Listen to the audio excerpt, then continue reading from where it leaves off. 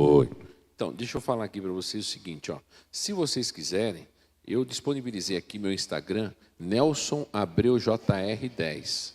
E aqui o meu YouTube, Nelson Abreu JR163. Lá vai estar 1509. Aí, se vocês quiserem seguir lá, aqui a gente coloca assim alguns reels e também as leituras que eu faço dos livros, né? Durante o mês eu coloco lá. Eu preciso atualizar porque todo mês eu coloco, mas tem uns 12 que eu não coloquei lá.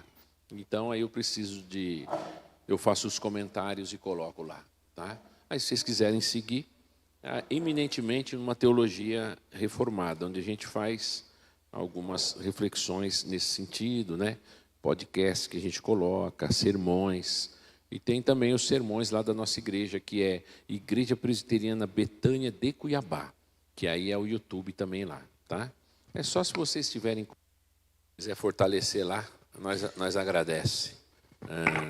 Tá, rapidamente, ó, só para tirar uma dúvida, que às vezes ressoa no nosso coração, tá? Principalmente quando a gente tratou rapidamente de um assunto, mas eu só queria mostrar isso com um pouco mais de clareza para vocês. Abram a Bíblia em Romanos capítulo 11, aí a gente usando as nossas habilidades racionais para entender a Escritura, né? Diz assim, acharam? Romanos 11, verso 8. Diz assim, como está escrito, Deus lhe deu espírito de entorpecimento, ou seja, de insensibilidade, de torpor, ok? E olhos para não ver, Deus deu ouvidos para eles não ouvirem até o dia de hoje. Aí esse texto é uma interpretação que o apóstolo está fazendo, de Isaías capítulo 29. Isaías 29, 10, está escrito assim, ó, porque o Senhor derramou sobre vós espírito de profundo sono, fechou os vossos olhos, que são os profetas, e vedou a vossa cabeça, que são os videntes. O texto está dizendo, Deus cegou o entendimento de alguns para que eles não entendam a Bíblia. Só isso. Aí, você vai para o texto de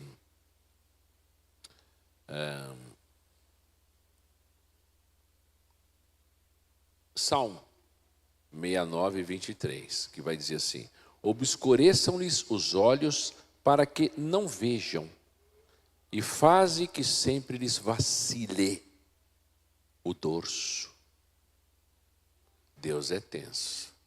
Deus é quem opera assim. Não brinquem com Deus. Não ensinem as crianças a brincar. Deus não é igual a gente. Deus não é igual a gente. O texto está dizendo, obscureceu-lhes os olhos, pôs nuvens nos olhos deles, para que eles vacilem, para que as costas deles vacilem, para que Deus derrame a sua indignação sobre eles. Está escrito aí no verso 24. É muito sério isso aqui. Não é brincadeira. Deus é quem opera desta forma no coração dos homens. Deus não deu olhos para enxergar, Deus não deu ouvidos para ouvir. Para que eles permaneçam desse jeito e para que eles recebam sobre si a punição eterna. Deus não é Deus de brincadeira. Não chama Deus de você. Deus não é você. Está pensando que Deus é quem? Ah, você, Jesus, você. Está louco. Está usando substância. Só pode, alguma substância aqui. Porque não tem por onde chamar Deus na intimidade de você. Ele é com o seu tamanho? Não é. Então isso aqui é muito sério, né? Para que a gente... Lembram que eu falei para vocês? Eu disse para vocês assim, o homem encontra criatura, ele depende de Deus para fazer a barba, lembra? Para comer a tapioca, para fazer a tapioca. Cadê Eliette? Não está aí? Está ali Eliette. Para fazer a tapioca. Mas como um ser, uma pessoa, na verdade, nós temos habilidades, nós pensamos, nós interagimos, nós temos desejos, vontades e sentimentos. E aí você pega o texto do capítulo 11, verso 20, e diz assim: bem, pela sua incredulidade foram quebrados. Entendeu? A incredulidade é o quê? É uma expressão da sua pessoalidade, onde eles não creram. Deus usa as duas coisas em concorrência ao exercício da sua vontade soberana. Se a gente não entende uma coisa, não vai entender outra, porque vai ficar polarizando as situações. E elas não são polarizadas. Deus não perde a sua soberania, o controle que ele exerce sobre os homens, porque ele fez o homem como um ser pessoal, a ponto deste ser pessoal, não desejando as coisas que venham de Deus, Deus utilizá-las como incredulidade para puni-lo, ainda que estas coisas façam parte do decreto e da soberania de Deus. E aí você vai para o verso 32, diz assim: porque Deus encerrou todos na desobediência, a fim de usar de misericórdia para com todos. Todos aqui se referem aos gregos e aos judeus que faziam parte da igreja de Roma. Então Deus usa de misericórdia para com pessoas de todos os povos, de todas as tribos e de todas as nações. Deus não faz acepção de pessoas. Fazer acepção de pessoas significa ter exclusividade com alguém. Deus não. São os partos, os medos, os do Oriente, do Ocidente, da Etiópia, da Babilônia. Deus chama gente de todas as nações e povos para compor o seu exército.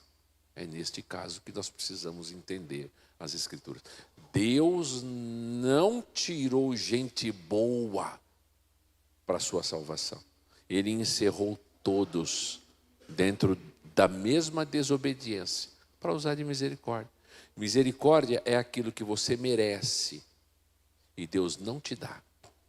Graça é aquilo que você não merece e Deus te dá.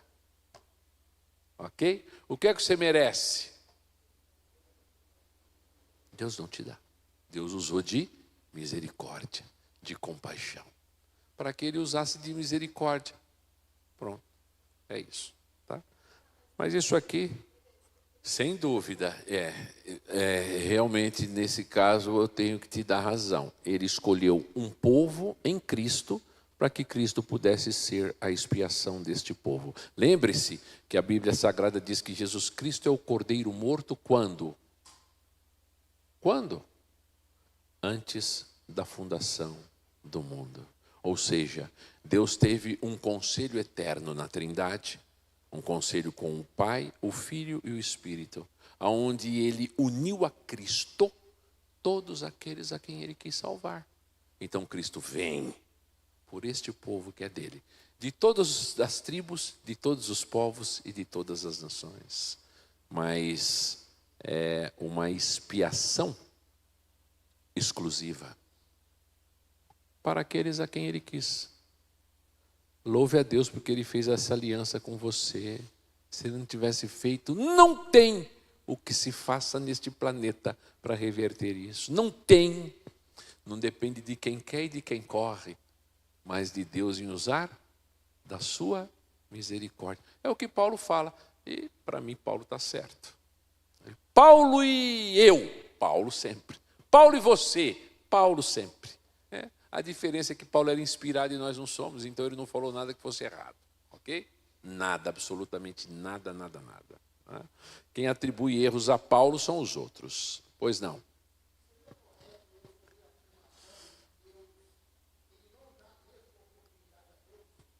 Dá a oportunidade, ele dá a todos. Porque o evangelho é pregado a tempo e fora de tempo a todos. A oportunidade de ouvir o evangelho é dado a todos. Agora, não é dado a todos o coração para se crer no evangelho. Aí sim. Não é dado a todos os olhos para ver, os ouvidos para ouvir. Aí não é dado a todos.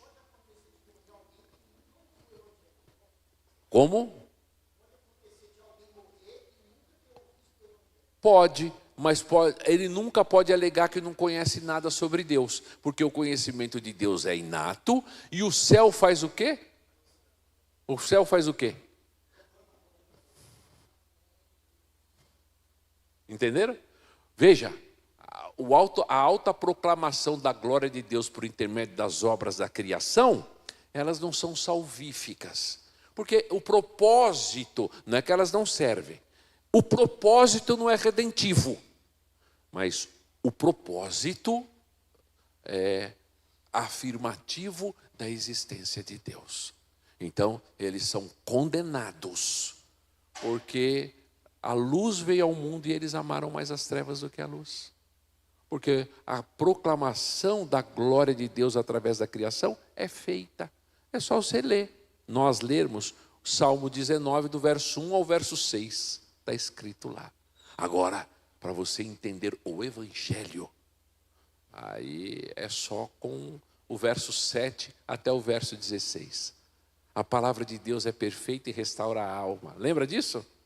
A palavra do Senhor é isso, a palavra do Senhor é isso. Então, a palavra do Senhor é que traz iluminação ao nosso entendimento. Mas o homem é indesculpável.